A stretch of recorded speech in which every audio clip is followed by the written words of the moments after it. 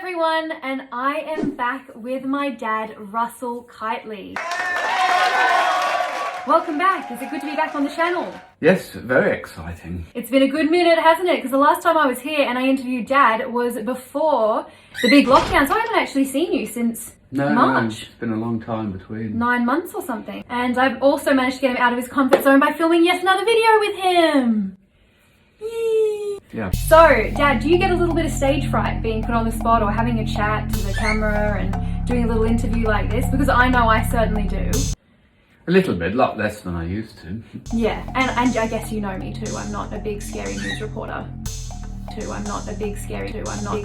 Are you sure about that? So today I thought we could chat about a few different topics and I'll do a few different videos, but the first one that I want to chat about is, if you didn't know already, my dad is a boomer.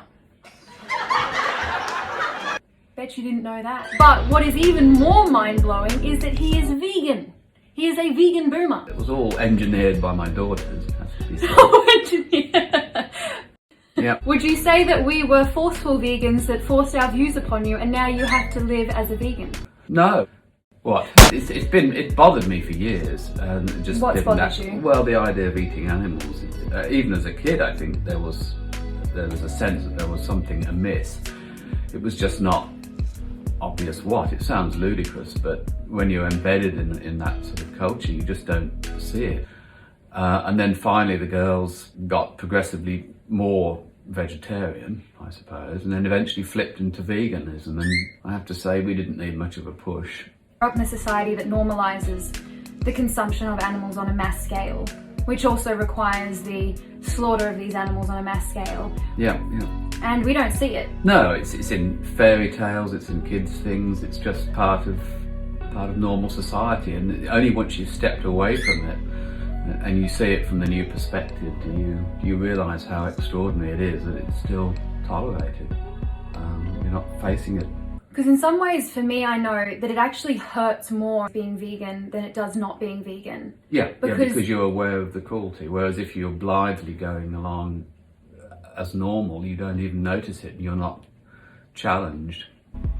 Yeah, there's that saying that if slaughterhouses had glass walls, we would all be vegetarian. Well, you basically create a safe house for you when you're not vegan. Yeah, it's a safe space, except it's one where you avoid confronting what's really quite a serious issue. So not something that makes you slightly uncomfortable, but you're turning away from sort of Holocaust, and you're not facing it. Do you have moments where you miss meat or you fantasize about eating meat? No, but the closest I'll get is occasionally if I go past meat that's laid out in a butcher, I'll get a twinge in the salivary glands, some low level animal thing that makes me want some primitive thing kicks in. Beyond that, no, it just doesn't. There's no sense of missing it. In fact, it's a sense of relief of having escaped it. There's no sense of missing the taste. I have to be open. You have to be open in order to become vegan in the first place. You have to be. A lot of people say, "Oh, these vegans, it's like a religion or it's like a cult," and I just think, well, it's actually escaping from a cult more. Right? We were brought up in a society that normalizes it and we're fed it. And then people say you need to... Fed it mentally and fed it physically. Yeah. People say you need to consider the other argument. And I just think, well, of course I consider the other argument. I was brought up on the other side. I was brought up eating meat. And what I did was I did consider the other argument, and obviously choosing to be vegan for the planet, for the animals, for our health, antibiotic resistance, pandemic potential, like there's so many reasons. What would you say to people that, I mean, you did touch on it briefly, you said that if anything it's like escaping a religion, becoming vegan. So what would you say to people that say, oh, veganism is like a cult? Can you elaborate a little bit on the point you made? Well, it really depends which side of the fence you're on. I mean, once you're inside of it and all of reality is bent one way, the other side looks like a cult. But if you become aware of inconsistencies and problems and you see it from a new perspective, yes, people think you're part of a cult because you've escaped. From their point of view, you're a dissident. The shift in perspective is so significant that everything is altered and coloured by the perspective. So in that sense, yes, it looks as if you've joined a cult because you see everything differently. But it should be flipped flipped on its head and looked at the other way, that all you're doing, in fact, is leaving a situation where you're brainwashed into ignoring something. I mean, if you become aware of something that's wrong and you stop doing it, you're not entering a cult, you're leaving it. So it's an awareness. And once you become aware of something, yes, everyone else will think you're a little bit weird. I know now that like you said, your whole perception, the way you view life in general changes so much. And I know that when I look at someone having a bacon and egg sandwich, for example, or when I go to a cafe and people are eating meat next to me, it's a twinge, isn't it? It makes you feel quite sick, because I don't look at it as food anymore. I don't look at it as a necessity, because there's so many other foods we can have. What I see on that plate and what I see people putting in their mouths is essentially pain, suffering, torture, environmental destruction, antibiotic use. I just see it for what I think it is now. That it is what it is. Well, the world looks a bit like an out-of-date movie where they're all still smoking, or recently. Yeah, and you have doctors encouraging it, saying it's good, which they were doing. When you see the old movies are like that, and they look dated. There's a certain nice nostalgia about them, but you feel like you're living in an outdated movie in which they haven't, updated their views. The point is, it's not a personal moral thing. You don't have the personal freedom to make the decision. Otherwise, all sorts of other crimes could be regarded as personal freedom. So those arguments are ludicrous, really. Someone might really enjoy torturing a cat or a dog and get significant pleasure out of it. Because one of the arguments that people use for eating meat is they can't argue against the environmental destruction, but they'll argue saying, well, it's my personal choice. And that's where it sort of seems to boil down to, is that line I see a lot. Well, it's my personal choice.